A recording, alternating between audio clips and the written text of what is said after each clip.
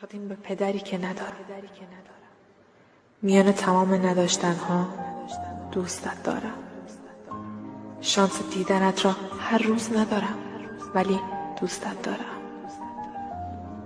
وقتی دلم هوایت را میکند، حق شنیدن صدایت را ندارم، ولی دوستت دارم.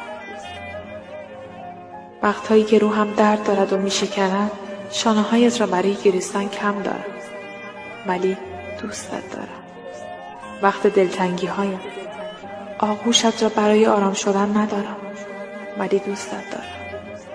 آری، همه وجودمی، ولی هیچ جای زندگیم ندارم.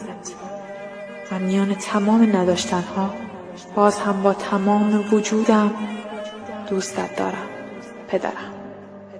پدر، اسمت همیشه روی لب‌هاست.